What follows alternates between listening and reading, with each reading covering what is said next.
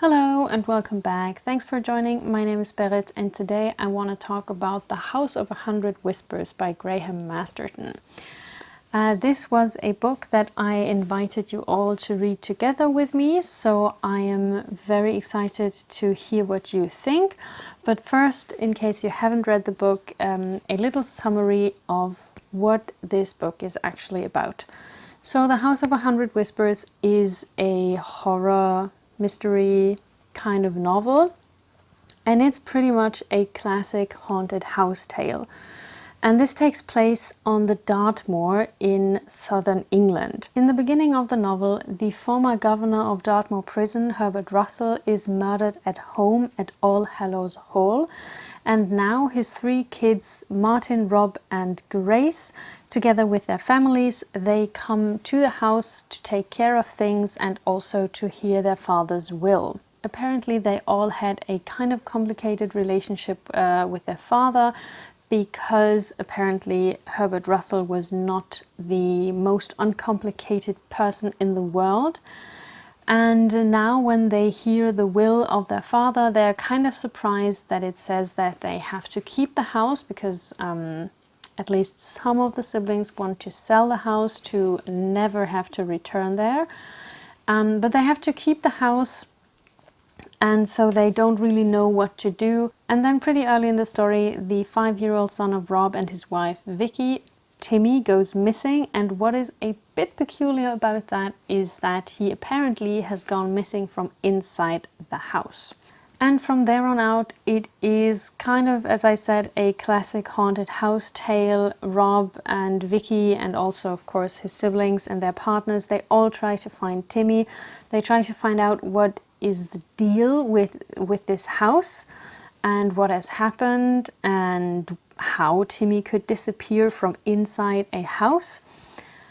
And yeah, they uncover some secrets about the place where they grew up, and those secrets are not very fun.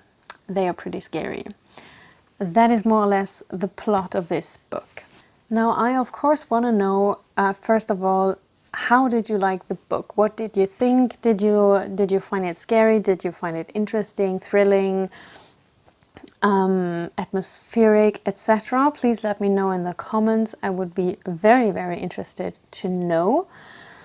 And yeah, we're gonna hop on to the review section now, and there will be quite some spoilers which I will mark as a spoiler section because yeah, I kind of want to discuss what I thought, including like the developments that happen and also the ending.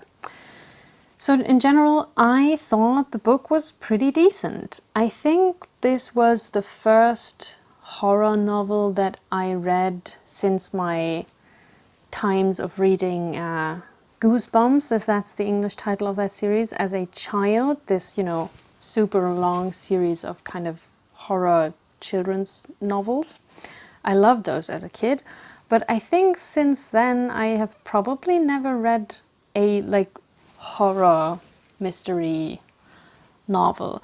I read American Gothic last year and I really enjoyed it. That was also kind of a haunted house tale. And now I feel like I've read a haunted house but make it British.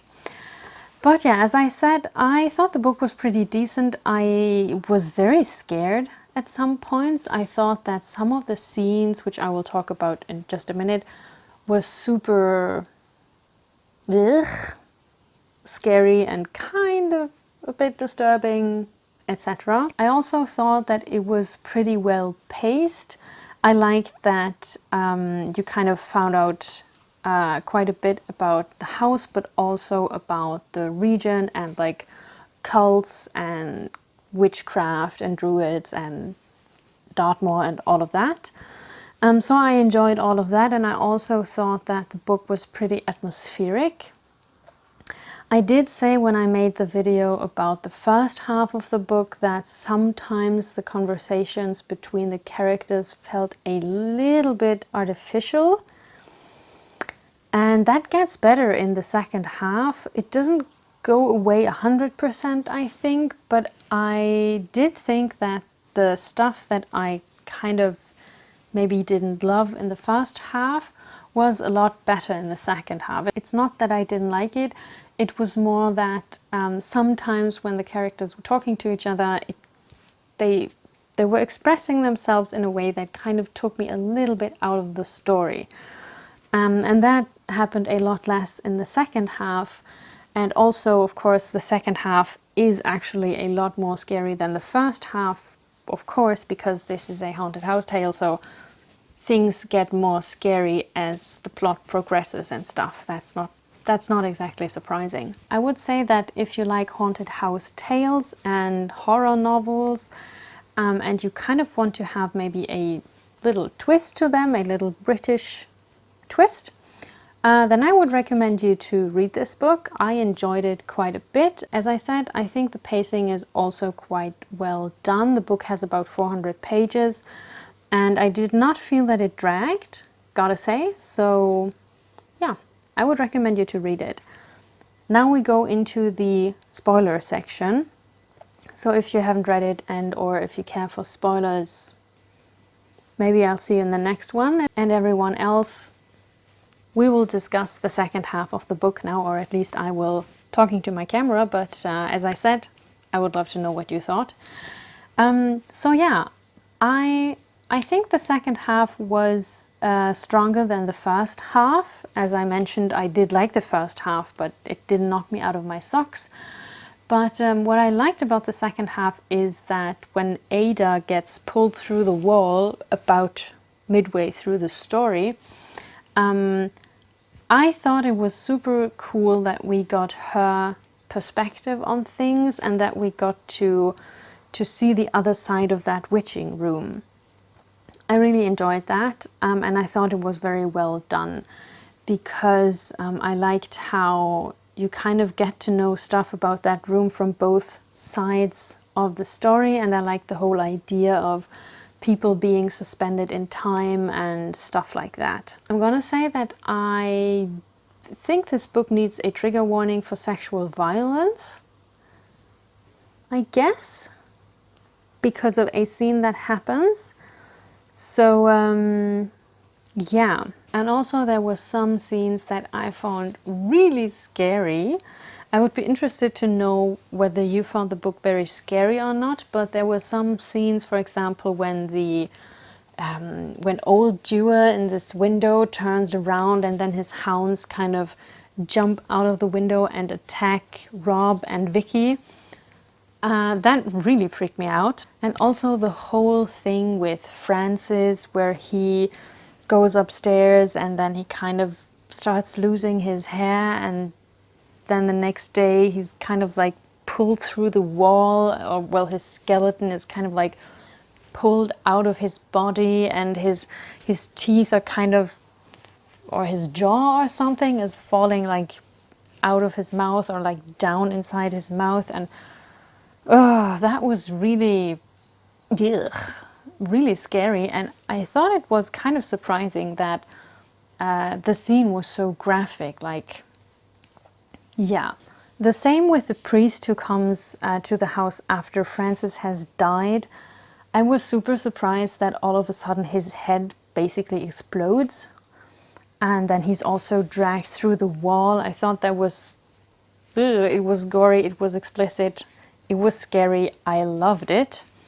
So yeah, I really enjoyed all of that.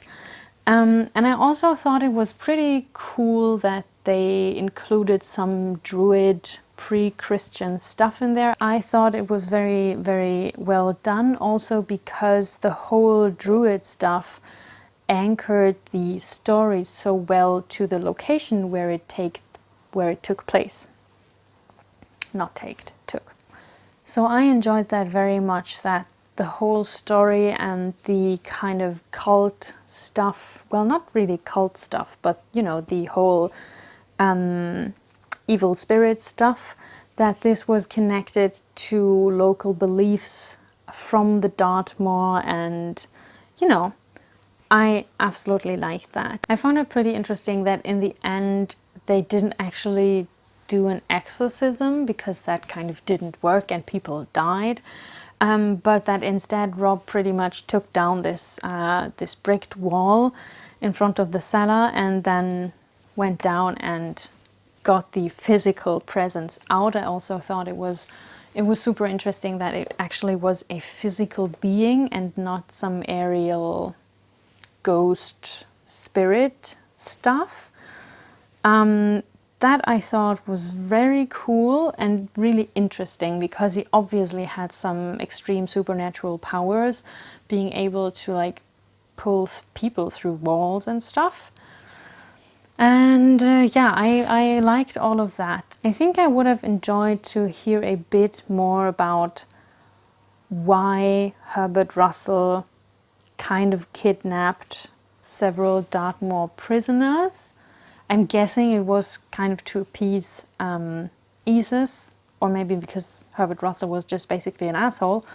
But I would have liked to have a bit more on that, because I went into the novel thinking that this will have a super strong connection with the fact that Herbert Russell is the former governor of the prison. And in the end, it was I would say it was a medium unimportant information, or a medium unimportant aspect. The important thing about it was that it allowed him to kind of kidnap the prisoners. But for quite a few of them, we never really know, or maybe I forgot, but I don't think that we get to know why he kidnapped these specific people.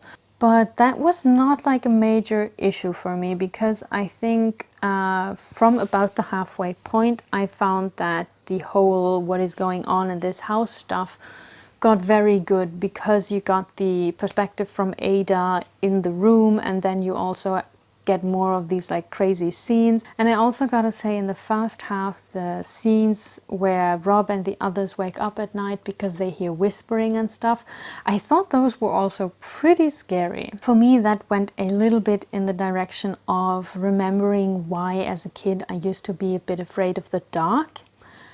So that was pretty cool, I think. But yeah, I think those were pretty much the thoughts that I thought I wanted to share for this video. I think it was a pretty solid haunted house story. I enjoyed it, and I also got scared at quite some points in the story, which was kind of what I was hoping for from a horror novel.